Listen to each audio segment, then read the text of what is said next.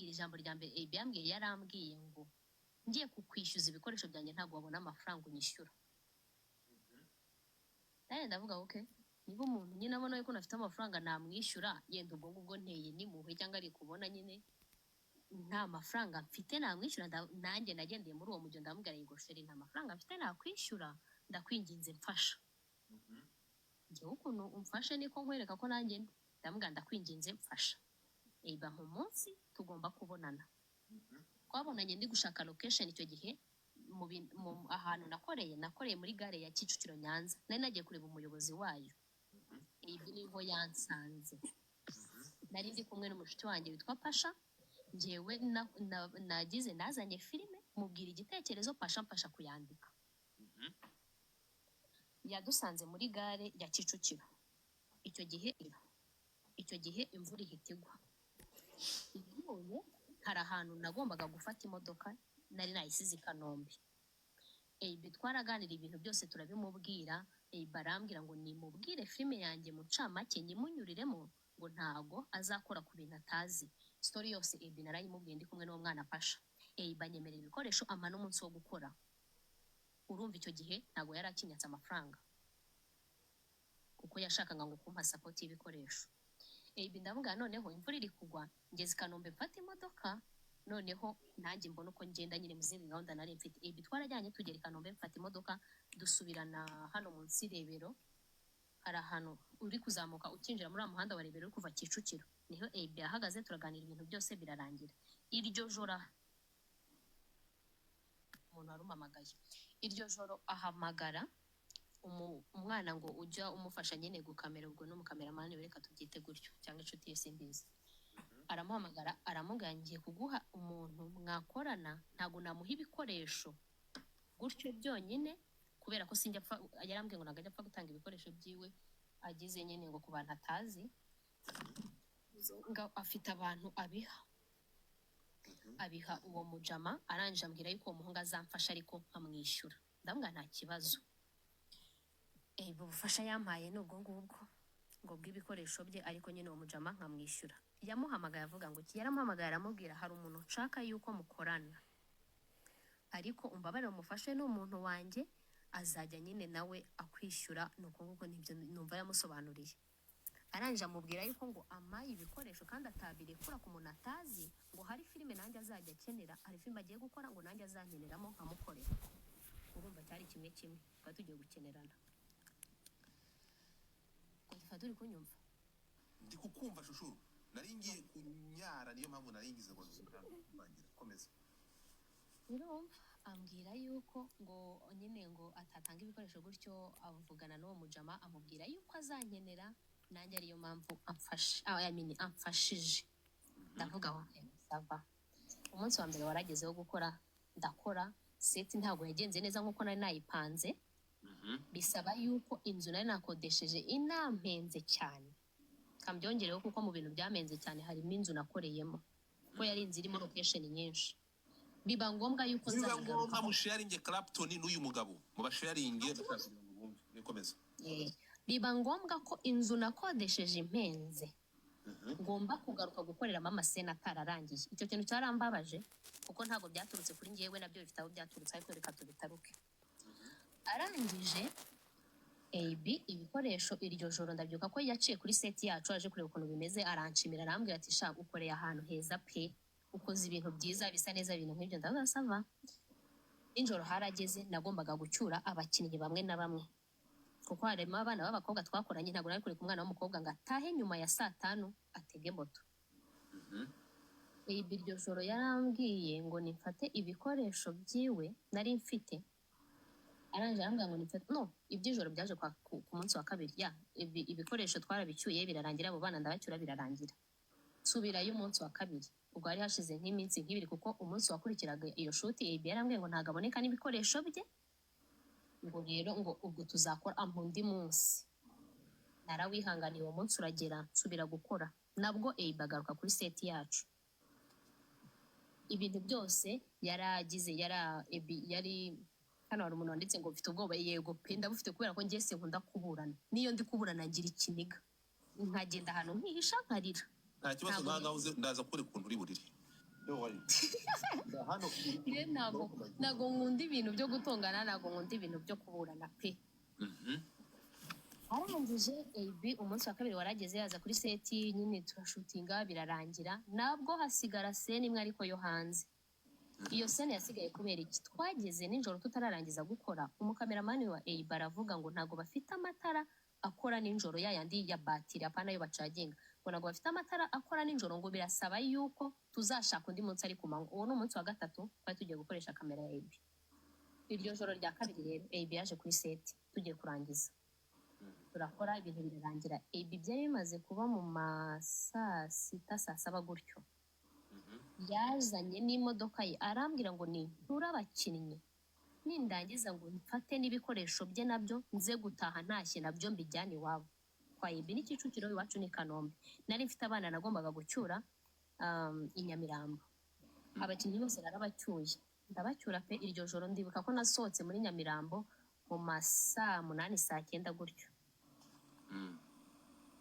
Naje ndi gusinzira ndihangana, ibikoresho ndabitanga, ibintu byose birarangira. Umunsi wa gatatu rero niho ibintu byose byapfiriye, njya gushutingisha ibikoresho bya AB.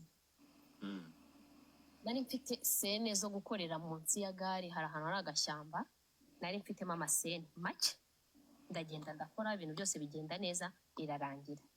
Ariko kuwa gatandatu nakoze, ariko kuwa kabiri kuwa gatandatu AB yari yanyohereje mu mujyi ngo ninjye kugura ngo SSD ngo babe bakopiyeho projet ye iwanjye, ngo noneho abone uko nyine nawe akoresha amakadi yiwe, ibyanjye yabisibye yabishyize kuri SSD. Aha ndatanga umugabo umuja mukora muri Dopic witwa Bobo, namuhaye telefone niwe wivuganiye na AB amubwira SSD ikenewe. Uwo mujama yama SSD tariyo muha nuza AB kuri telefone. Uwo muntu niba ibi bintu abibona araza mbere umugabo, ibintu byose ndi gukora birimo abagabo. Arangije arayima ndayifata, nageze mu rugo naniwe nyihereza umumotari ngakirire AB. AB urumva yarakopiye ku cyumweru no kuwa mbere, kuwa kabiri njya gukora. Ibya mbere bari babikopiye. Ndangije turakora izo sene nari mfite muri iryo shyamba zirarangira, biba ngombwa yuko ntura abakinnyi n'ubundi nk'ibisanzwe. Ndabacyura ariko hari hakiri kare, byari mu masaa 7 gutyo nibwo twarangije gukora saa 7 saa 8. Umuntu nacyuye bwa nyuma ni umukameramani wa AB. Naramucyuye mugezi we, hari ama voice over nagombaga gufatira mu modoka. Imvura ihita igwa, itangira igwa ari gakeya. Tubona ntago biri bukunde kubera ko n'ubundi imvura yari kugera kuri plafond y'imodoka igasakuza. Ndangije ndamubwira noneho wowe sigara, njyewe ndatashye reka njye kuryama. Numvaga mfite ikibazo cy'umutwe kuko umunsi wose nari niriwe ntambaye rinete, kuko sene zose nakinnye uwo munsi nta rinete zari zirimo. Bintera umutwe rero, kandi iryo joro nari naraye ntanasinziriye. Arangije uwo mujama arambwira ngo njye ntabwo ndi bucyure ibikoresho bya AB, nigiriye kwinywera, bijyane wowe kugira ngo AB naza kuguhamagara abibone. Iwabo uwo mujama ni wacu ntago ari kure. Naratashye ngeze mu rugo mu masaa 9, biri kuba mu masaa 9. Mpamagara AB n'ijyo wamwihamagariye, ngiye kumumenyesha ko ncyuye ibikoresho bye, nabikenera aze kumbwira bizane cyangwa mbimwohereze. Urumva noneho AB ndamuhamagara ndamubwira ibikoresho byawe ndabicyuye, ubwo nubikenera urambwira, ariko mfite ikibazo cy'umutwe ndabimusobanura, ndamubwira ndarwaye, nubikenera umbwire hakiri kare, hamagara umushoferi aza afata imodoka bijyane. AB atumamagara nari ngiye kuguhamagara binyohereze. AB twavuganye saa 9:56 za nijoro za kumanywa. Tukimara kuvugana imvura ihita igwa. Abantu bibuka neza kuwa kabiri imvura yatangiye kugwa saa 9:57, yahise saa 11:00. Wari uri aho ngaho? Nari ndi iwanjye mu rugo bro, ryamenye, ariko ibintu byose nari ndimo ndabireba. Birangije sharing abari gutapira screen yego. AB arampamagara, imvura yaraguye. Naramubwengeye kureba umushoferi wanjye, mpamagara umushoferi wanjye arambwira ngo ndi mu kandi kazi ntabwo nari kujya kumukurayo. Mpamagara umushuti wanjye Kaspi, kuko nari nzi gahunda yari afite. AB yari ari Nyamirambo, Kaspi yari afite gahunda zo kugenda muri ibyo bice. Mpamagara Kaspi ndamubwira, Kaspi wagiye wamfashije ukankirira ibikoresho AB niba utarajya mu muhanda. Kaspi wasenye ego. Kaspi arambwira ngo nagiye, ariko reka nkubarize umushuti wanjye. Kaspi musobanurira ibintu byose ukuntu bimeze, ndamubwira umutwe uri kundya, mbabarira untabare niba ufite umuntu ushobora uzi imodoka ushobora kuza agafata iyanjye akabijyana yabafashije ati nta ribi. Kaspi yampamagariye umushuti we witwa Gabe. Abantu bambabariye gukoresha amazina hano kubera ko sinshaka amatiku wanga amazimwe avuga ibintu nyine ahantu hose bareba, sinshaka ibinsubiza inyuma. Arangije ahamagara Gabe, yamuhamagaye nanjye ndi kuri telefone, aramubwira ngo ari muri Hilltop niba ari wati, hano hari imbere ya Sale Matoro hari hoteli hari. Aramubwira ngo niho ndi muri siporo, ariko ndabona imvura iguye, reka imvura ihite ndaje nyifate. Naje mbwira Kaspi, ndamubwira urufunguzo, mbwira Kaspi ahantu nsize urufunguzo kubera ko Kaspi yajyaga ducura iwacu arahazi. Ndabwira Kaspi urufunguzo ndusize kwa landlord, ni naho naparitse, umumbwirire aze akomange barumuhe. Sava birarangira, ndaryama, nafashe ikinini ndanywa ndaryama. Naryamye imvura iri kugwa, dutegereza ko iyo mvura ihita. Yampamagaye 11:07 muri 7:10 gutyo. Yumva ndaryamye 11:00 za nimugoroba. Hari hashize amasaha, ayo masaha yose abantu bose babyibuka nibaze babyandike hano. Kwa kabiri imvura yaraguye imara amasaha nk'abiri. Yampamagaye imvura ari bw'igihita, yumva ndaryamye. Ndarangije arambwira ngo akungu nasanga uracyaryamye ngo ibiki n'ibiki, nyarambwira ibintu byinshi. Nari namaze sebe iyo nza gufata imodoka nkagenda mu mvura ingana kuriya, nakubwiye yuko ndwaye, nkaza nko kugira ikibazo nkagwa nko mu muhanda, ntiturebe imodoka yakomeretse, ntiturebe njyewe wakomeretse, ibikoresho byawe bikagira bigapfa. Urumva nari mfite amafaranga yo kubyishyura.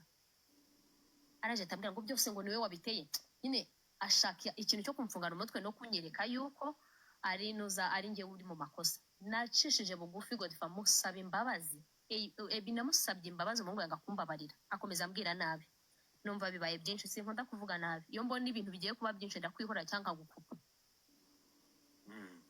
Naramubwira ati ihangane gato, ntanga urufunguzo rw'imodoka bakuzana ibikoresho. Uwo mwana yahise angeraho, araza arayifata, aragenda yakubitanye na jamu ya 12:00. Murabizi abantu bava muri izi nzira za Kanombe. Ayo masaha haba harimo mu gitondo na nimugoroba haba harimo jamu. Ngira ngo niyo yahuye nayo ngo amugera hatinze, yamugezeho 12:40 nibwo uwo mwana yahamagaye Kaspa amubwira yuko yamugezeho kubera ko ngiye ntabwo yari afite nimero yanjye. Ndanje ndamubwira ese ibikoresho byakugeza, arambwira ngo hoya. Yambwiye ko umwana yamugezeho 1:00. Hashize iminota 20 n'ingahe hafi 30 uwo mwana amaze kumuha ibikoresho, nibwo yambwiye ibikoresho byamugezeho. Barampamagara arambwira ngo namwica akazi ngo kandi ngo ni ngewe ngo wabiteye ibintu byinshi. Ndanje ndamwasemana ko nawe herekane nkubwira yuko imvura yaguye, ninjye wagushije imvura. We yashakaga yuko mbyuka muri iyo mvura ngo ndwaye n'uwo mutwe nari mfite, nifitiye isereri, niriwe ntambaye rinete ngo nifate imodoka ngo mushyire ibikoresho. Namusabye imbabazi pe, namuciriye make musaba imbabazi. Yanga kubyumva. Nicyo kibazo cya nyuma meruka nageranye na kuva uwo munsi. Naramuhamagaye bro, aranyihorera, nkamwandikira agasoma message zanjye akanyihorera, amfungana umutwe. Naye ndavuga hari arahuze. Umunsi wa mbere urarangira, kwa kabiri hararangira, kwa gatatu, kwa kane, kwa gatanu. Ejo rero niho ibintu byose byapfuye. Naye ndavuga uyu mujama ashobora kuba yambonye nk'ikigori. Ngiye nkunda kuvuga ibintu byose ndi guseka abantu bakagira ndi ikigori nyine bakagira kuko ndi innocent. Oya. Rangije mbwira umukameramani wenda mbwase niba uriya muhungu adashaka kumpa projet yanjye, ntago yenda wowe wamuhamagara ukamuvugisha akayima, ngiye nkajya kweditingira ahandi hantu. Ikintu kibabaje muri ibyo byose, nari narangije kwishyura umukameramani wagombaga kweditinga ari we wa amafaranga n'aya edit byose nari narangije kubyishyura. Arangije umuhungu muzima yahamagaye ngo aramubwira ngo kwa gatanu, gaho ni kwa gatanu, ngo aramubwira ngo diske ndaza kuyiguha, wibuke ko na ya diske naguze nkayimwohereza byose yarabigigi arabigumana. Arangije ngo aramubwira ngo ndaza kuyiguha nimugoroba. Kwa gatanu harageze mpamagara uwo mwana. Nje ndamubwira wahamagaye arangije arambwira ngo ndikumpamagara akanyihorera. Uyu munsi turi kwa gatandatu.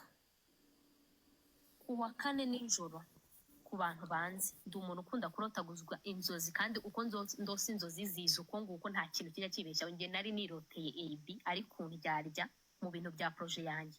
Nicyo cyatumye kwa gatanu mbyuka ameze nk'umusazi. Nari nabirose.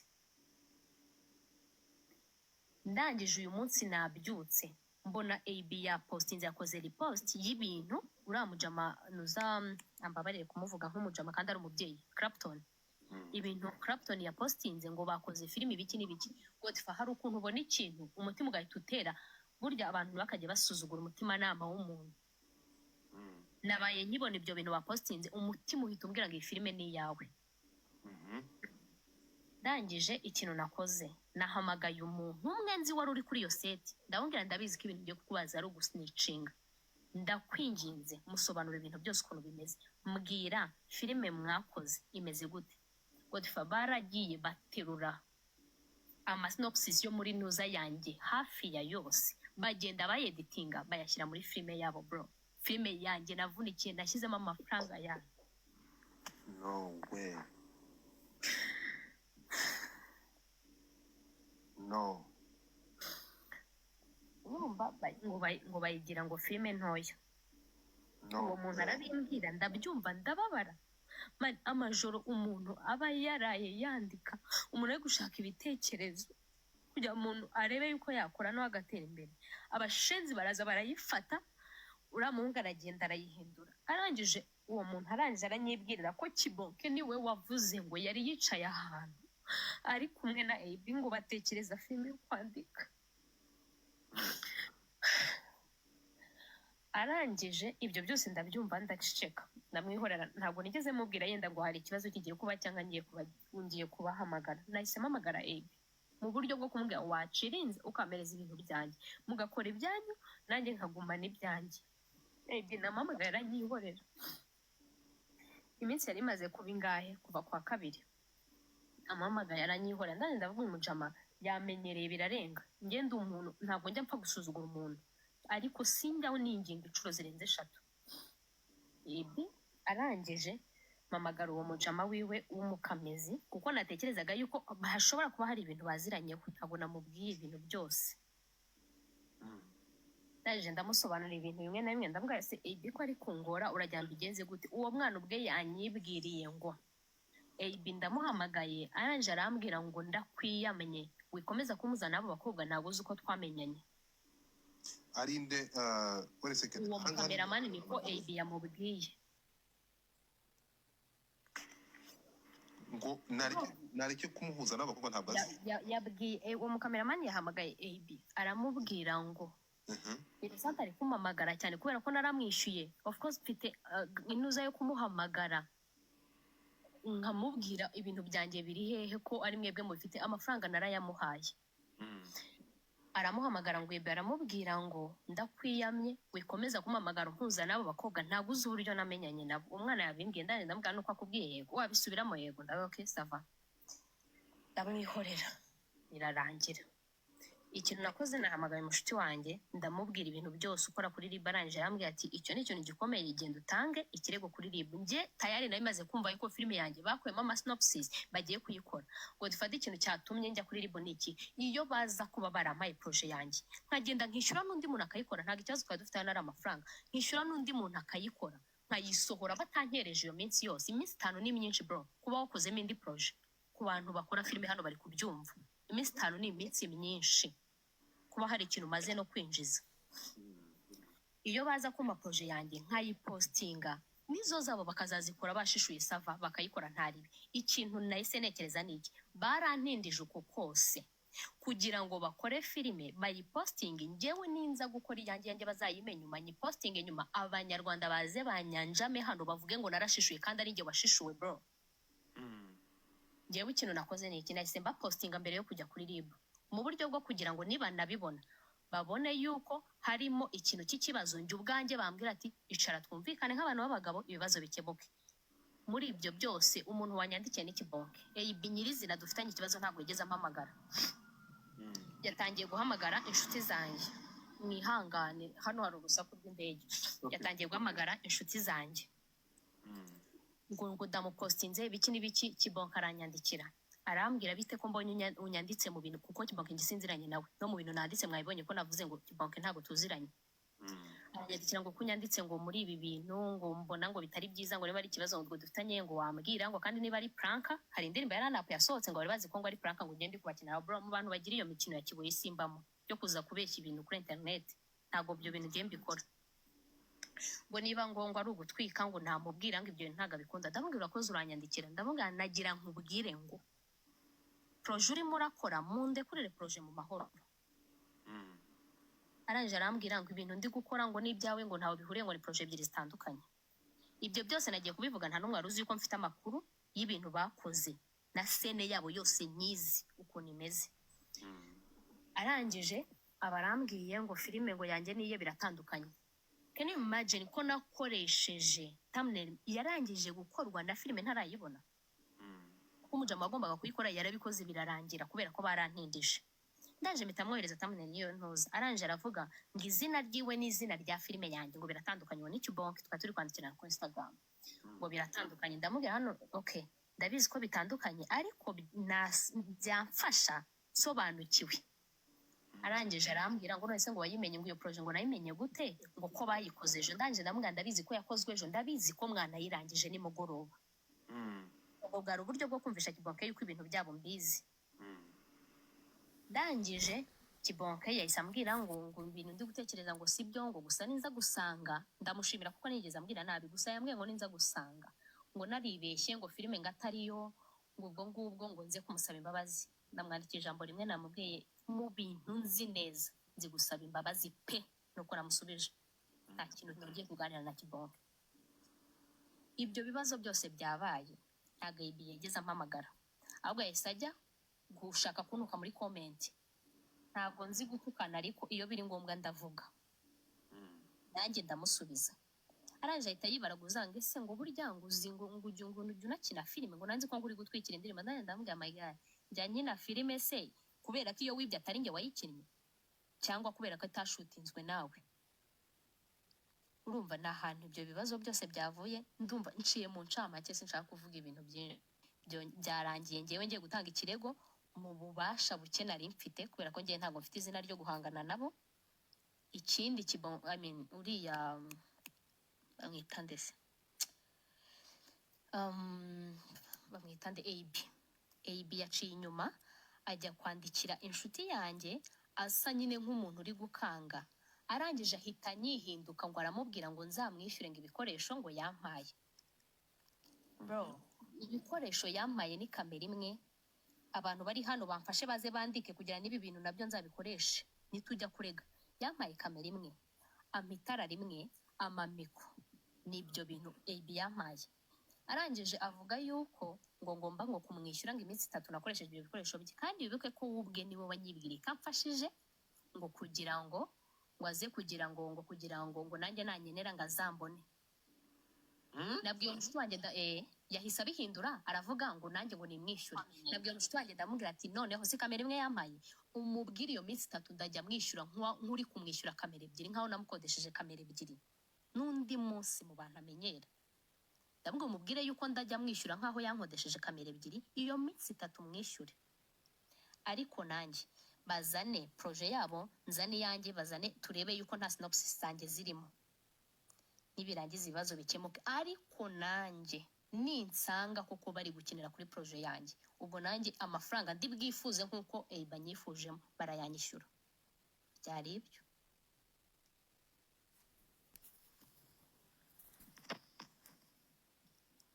Narangije.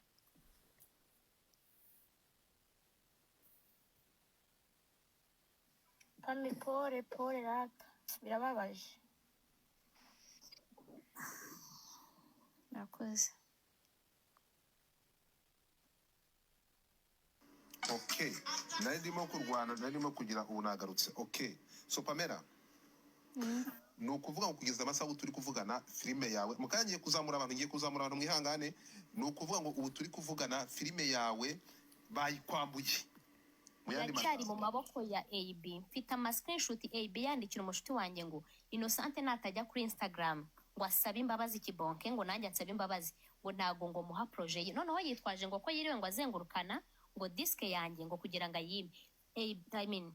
Godfa, niba wari ufite gahunda yo kumpa ibintu byanjye kuki nshobora kuguhamagara ukabinyima? Okay, ikibazo mfite hari amafaranga kwishyuza. Yahise abihindura aravuga ngo ubwo ngubwo ngo niba ngo namusuzuguye ngo mwishyure nta kibazo cy'amafaranga mfite mwene Innocent ndamwishyura iminsi 3 ari kuvuga. ariko nanjye iyo filime iraramuka isohotse harimo synopsis zanjye amafaranga ndi bubace nanjye barayanyishura. ufite okay, so Jesus Christ ntabwo kibagira ibintu neza yabikora. Clapton ibintu yabikora.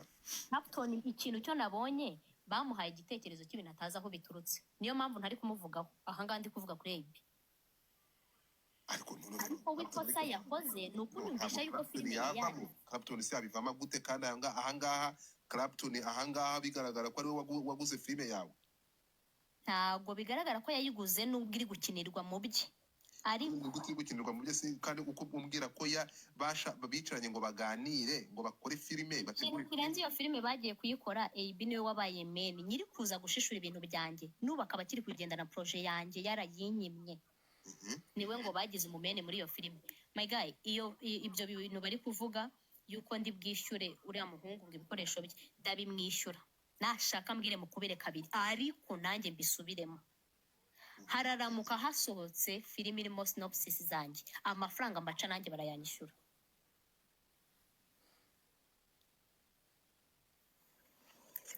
urakoze cyane. Ahangaha ikintu kiriho ndimo gushaka Clapton Kibonke, ntabwo ndatekereza umunsi umwe yaryamye, ndabona WhatsApp yitariho, yampamagaye mu kanya arambura, namuhamagaye ndamubura nawe ampamagaye arambura, so ariko ntekereza ko turaza kuva verisiyo ye. So wamaze gutanga ikirego? Nabikoze.